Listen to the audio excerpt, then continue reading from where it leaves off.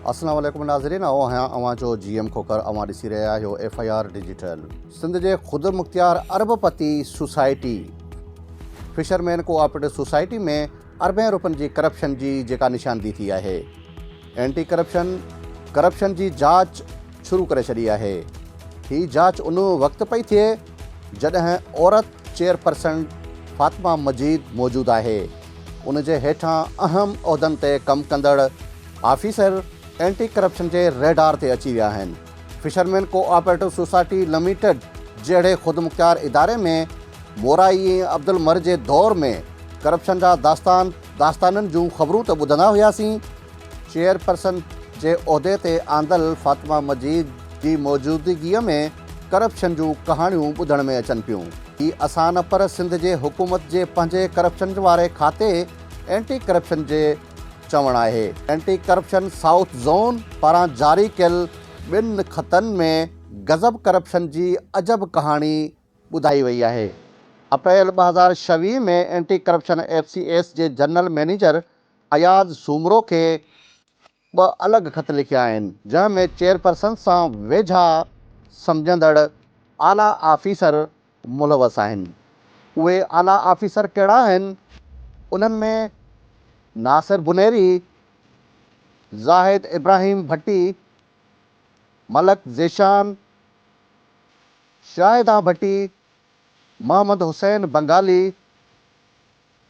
रम्ज़ बंगाली, इस्माइल बलोच, शाहिदा भट्टी समेत 23 ॼणनि खां मथे जेके मुलाज़िम ऐं ऑफिसर आहिनि, उन्हनि खे करप्शन में मुलवस करार ॾिनो वियो आहे ऐं हिकु आला सतह जांच जेका आहे उहा शुरू करे छॾी आहे। एंटी करप्शन जे ख़त मूजिबि मजाज अथॉरिटी जी मंज़ूरी सां सिविल सोसाइटी जी इंक्वायरी लाइ जनरल मैनेजर खे समूरो लाॻापियल रिकॉर्ड पेश करण जो हुकुम ॾिनो वियो आहे।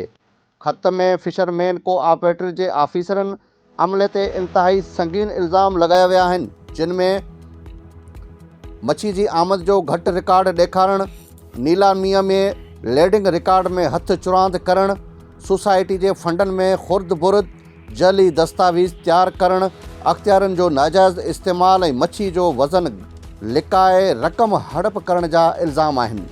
इन हवाले सां ज़रियनि जो चवणु आहे त मच्छी जो असुलु वज़न वधीक हूंदो आहे, पर तराज़ू ते घटि ॾेखारे बाक़ी रक़म में विरहण जा इंकशाफ साम्हूं आया आहिनि। एंटी करप्शन तरफ़ां 23 खां वधीक ऑफिसरनि अहलकारनि खे इन रेडार में शामिल कयो वियो आहे। ख़त में ख़ासि तौर ते माली साल 2024-25 ऐं 25-26 जो मुकमल रिकॉर्ड तलब कयो वियो आहे, जंहिंमें नीलामी, लेडिंग, वज़न, आमदनीअ जा समूरा तफ़सील शामिल करण जो हुकुम ॾिनो वियो आहे। ज़रियनि मूजिबि जेकॾहिं इल्ज़ाम साबित थियनि था त हीउ कराची फिश हार्बर जी तारीख़ जो सभ खां वॾो स्कैंडल साबित थी सघे थो, छाकाणि त रोज़ाना अरबें रुपयनि जी मच्छी जो वापारनि सां लाॻापियल आमदनी मुतासिर थियण जो ख़दशो आहे। एंटी करप्शन अख़्तियारनि वाज़े कयो आहे त जांच खे तेज़ कयो वियो आहे ऐं लाॻापियल ऑफिसरनि खे रिकॉर्ड सां गॾु पेश थियण जूं हिदायतूं जारी कयूं वियूं आहिनि।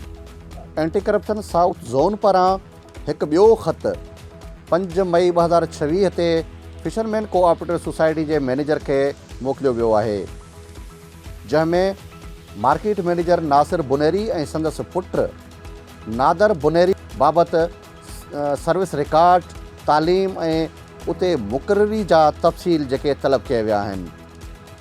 फिशरमैन कोऑपरेटिव सोसाइटी हिकु ख़ुदि मुख़्तियार इदारो आहे जेको मलाहनि जी बहबूद लाइ कमु कंदो आहे, लेकिन बदकिस्मती सां उते करप्शन जी बाज़ार सालनि खां हलंदी पई अचे।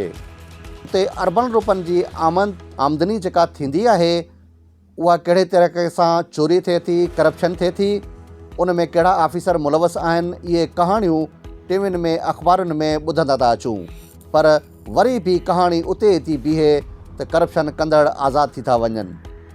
हीउ जेको ताज़ो एंटी करप्शन जांच शुरू करे छॾी आहे, उमेदु कयूं था त इन में मुलवस किरदारनि खे तलब कयो वेंदो ऐं इन्हनि खां करप्शन थियल रक़म साबित थिए थी त इन खां बिल्कुलु करप्शन वापसि कई वञे ऐं ही फिशरमैन कोऑपरेटिव सोसाइटी जेको मलाहनि जे बहबूद जे नाले ते कमु करे रहियो आहे उहो असल मलाहनि जे बहबूद ऐं भलाई ते कमु करे। पर अहिड़ियूं उमेदूं मलाह बिरादरी त रखनि थियूं, पर असल में उहे कमु कोन थियनि था। पाकिस्तान पीपल्स पार्टी हुजे या उन जो वॾो वज़ीर हुजे, इन मामले खे सीरियस वठी जेकॾहिं हल कंदा त मुहाणनि जे बहबूद ऐं भलाई ते कमु थी सघंदो। असांजे ज़रियनि मां उहा बि तस्दीक थी आहे त नैब बि इन हवाले सां सरगर्म आहे। फिशरमैन कोऑपरेटिव सोसाइटी में जेकॾहिं करप्शन थिए थी त उन जी ज़िम्मेवारी वज़ीर आला ऐं लाॻापियल आफ़िसरनि मथां आइद थिए थी। उन्हनि जो फ़र्ज़ु बणिजे थो त इन करप्शन खे रोकनि ऐं मुलविस किरदारनि खे कानून जे कटहड़े में आणनि। अहिड़ियूं ख़बरूं ॾिसण लाइ असांजो डिजिटल FIR चैनल खे सब्सक्राइब कयो ऐं असांजो फेसबुक चैनल फॉलो अप कंदा रहो।